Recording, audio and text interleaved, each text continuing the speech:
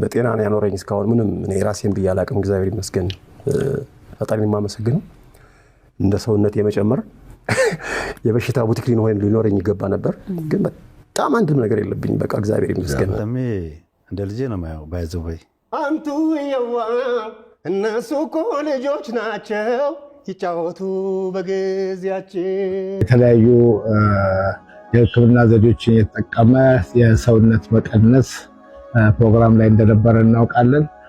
ትንሽ ደካከመው ነው ያለኝ ልጁ ደካከመውና እኔን ጠሩኝ። ከዛ ከሌላኛው ወንድሜ ጋር ሆኜ ወደ ሆስፒታል ይዘነው ስንሄድ እዛ ወንበሩ ላይ ዘንበል አለ ነው የሚለኝ። ሐኪም ቤት ከደረሱ በኋላ እዛው ሐኪም ቤት ይዘውት እንደገቡ ወዲያው ነው ብዙም አልቆየ ወዲያው ነው ዘና ፈታ በይነ ችግር አለ ወይ ዘና በለ ፈታ በሌን ያለም ከንቱ ናት ይቻለ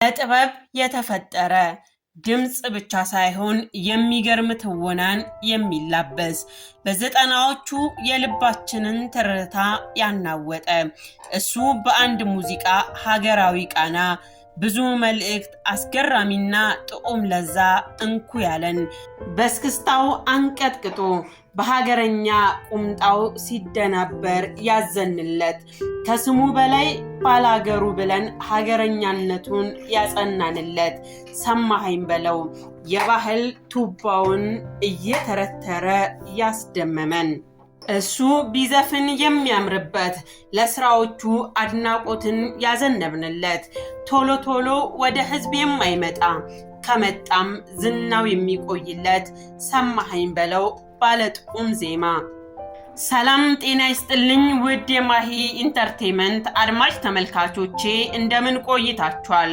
ወቅታዊ መረጃዎችን አጠናክረን ወደ እናንተ እናቀርባለን። እናንተም ቆይታችሁ ከኛ ጋር በማድረግ ያላችሁን ሐሳብ አስተያየት በመስጠት እንዲሁም መረጃውን ለሌሎች እንዲደርስ ሼር ላይክ በማድረግ አብራችሁን ቆዩ።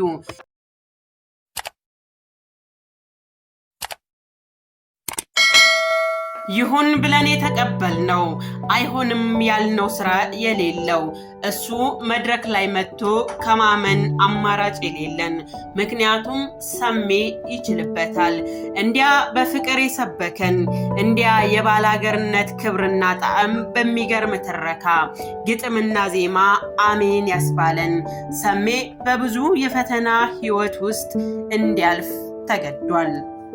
በመኪና ግጭት በአንድ ወቅት መኪና እየነዳ ሰሜ በመጋጨቱና በጣም የቅርብ ጓደኛው አብሮት ስለነበረ ይሄው ጓደኛው ህይወቱ ሊያልፍ መቻሉ እጅግ በጣም ህይወቱን ቀይሮታል።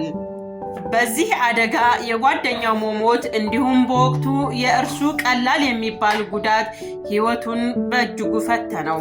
ሰማኸኝ በለው የሟች ጓደኛው እናት ሆን ብሎ ልጄ ተገሎብኛል በማለት ክስ አቅርባ ፍርድ ቤቱ በነፃ ከለቀቀው በኋላ በድጋሚ ባሰማችው ይግባኝ የ2 ዓመት ፍርድ ተፈርዶበት በማረሚያ ቤት ሊቆይ ችሏል።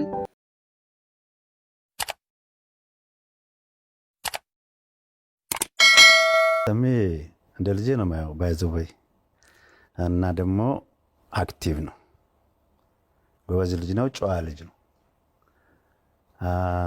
የጠበቅኩት ነው ያልንም ደግሞ የሆነው አንቱ የዋ እነሱ እኮ ልጆች ናቸው ይጫወቱ በጊዜያቸው ኑሮ ላይ መቼም በህይወት ከፍታም ዝቅታም አለ ሰሜ ብዙ ነገሮችን ከዛ በኋላ አጋጥሟል ያ እንደዛ ነገሮችን ሰማ ለምሳሌ የታሰርክበት አጋጣሚ ነበር ሰሜ ያስታውሳለሁ እንደ ነገሮችን ስትሰማ አትላንታ ሆነ ግንቸው ነበር አጤ ከመታሰር በፊት ተደዋውለናል ከመታሰሩ በፊት አሜሪካ መጥቶ እና አንዳንድ ነገሮች ይዛሰማ እንዲያም እንዳትሄድ ትንሽ ቆይ ብየው ነበር ምክንያቱም እኔ ሰሜን አውቀዋለሁ ግን አንዳንድ ጊዜ ሀፕን የሚሆነውን አታውቀውም በሰው ውስጥ የሚደርሰውን ግን እንደነገረኝ ከሆነ ስለማምነው ብቻ በቃ ይሄ ከሆነ ትንሽ ቆየ ብዬ ስለው ምንድነው የምቆየው አለኝ ለምንድነው የምቆየው አለኝ በቃ ምንም አላደረኩም አይ በቃ እንደሱ ካልክ ሰሜ ሄድ ያልከው በረር በቃ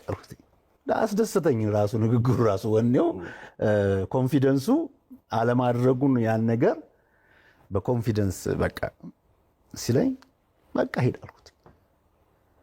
ሄደ። እንደገባ ደወለልኝ። ያው ሰሜ በጣም ጥሩ ልጅ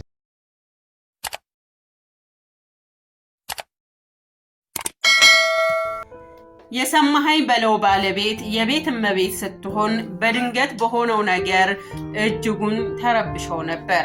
ሰማኸኝ ታዲያ በማረሚያ ቤት የተለያዩ ስራዎችን ይዞ በመውጣት ለህዝብ አቀረበ።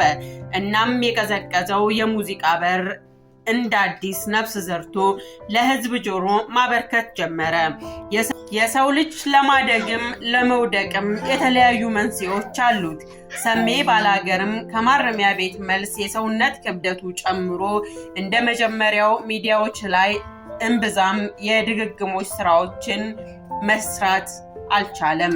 ምናልባት የሚወደው ጓደኛው መሞቱ በህይወቱ ላይ ጫና ሳያሳድርበት እንዳልቀረም ይነገራል። ዝናቡን ብለን ከዝናብ ልክ እስክስታ ያየንበት እንዲህ በሞቀ በደመቀ ሙዚቃው የተደነቅንበት አዎ እሱ አረፈ ተባለን። ከቅርብ ጊዜ ወዲህ የመኖር ጉጉቱ የጨመረ በሚመስል መልኩ ከትወና እስከ ማስታወቂያ የሚያሰራኝ ባገኝ ስራ አልመርጥም ሲልም ተደምጦ ነበር። ታዲያ ስለ አሟሟቱ ይሄ ነው የሚባል በቂ ምክንያት ሳይገኝለት እነሆ ሰማኸኝ በለው ከዚህ ዓለም በሞት ተለየ የሚል ዜናን ሰማን።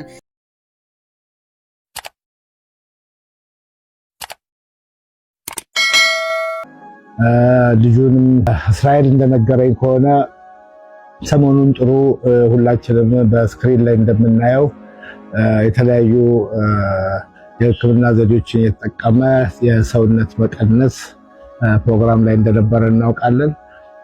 ትንሽ ደካከመው ነው ያለኝ ልጁ። ደካከመውና እኔን ጠሩኝ። ከዛ ከሌላኛው ወንድሜ ጋር ሆኜ ወደ ሆስፒታል ይዘነው ስንሄድ እዛ ወንበሩ ላይ ዘንበል አለ ነው የሚለኝ። ሐኪም ቤት ከደረሱ በኋላ እዛው ሐኪም ቤት ይዘውት እንደገቡ ወዲያው ነው፣ ብዙም አልቆየ፣ ወዲያው ነው ያለፈው ማለት ነው ሰሜ። እና በጣም ነው የሚያሳዝነው።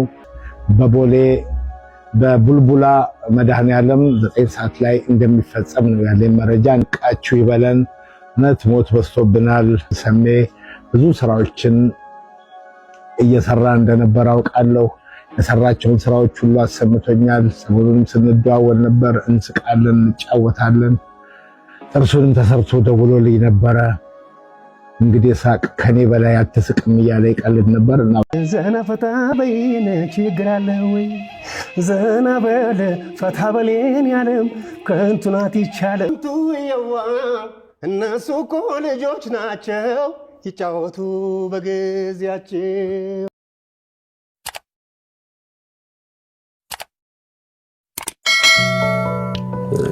ፈጣሪን የማመሰግነው እንደ ሰውነት የመጨመር የበሽታ ቡቲክ ሊኖረኝ ይገባ ነበር፣ ግን በጣም አንድም ነገር የለብኝ። በቃ እግዚአብሔር ይመስገን። በጣም ራሴን እንኳን ብዬ አላቅምና እግዚአብሔር ፈጣሪን አመሰግናለሁ። እናትና ልጅ በሀገራችን ምንድነው ትዝታ ሁሉም ይቀር የለ የተለያዩለታ። ሰውነቱ እጅጉን ጨምሮ እንደ ልብ መታዘዝ በማይችልበት ሁኔታ ደርሶ የነበረ ሲሆን ከቅርብ ጊዜ በኋላ ግን ጥርሱንም አስተካክሎ ሰውነቱንም ቀንሶ እነሆ በአዲስ ሞራል ወደ ሚዲያ ብቅ እያለ ነበረ። የተሰማውም አሳዛኝ ዜና እንዲህ የሚል ነበረ። ሰማኸኝ በለው በድንገት አለፈ። ይሄ ነው የሚባል ህመም ያልነበረበት፣ ነገር ግን ጠዋት ላይ ደከመኝ እያለ ስለነበር ልጆቹ ተረባርበው ሐኪም ቤት ከወሰዱት በኋላ ማረፉ ነው የተነገረው። ሰማኸኝ በለው የቀብር ስነ ስርዓቱ በቦሌ ቡልቡላ እንደሚፈጸምም ተነግሯል። ሰማኸኝ በለው በዚህ መልኩ ህይወቱ አልፏል። እንግዲህ ዝግጅት ክፍላችንም በሰማኸኝ በለው ሞት የተሰማውን ሐዘን በዚህ አጋጣሚ ለመግለጽ እንወዳለን። ነፍስ ይማር።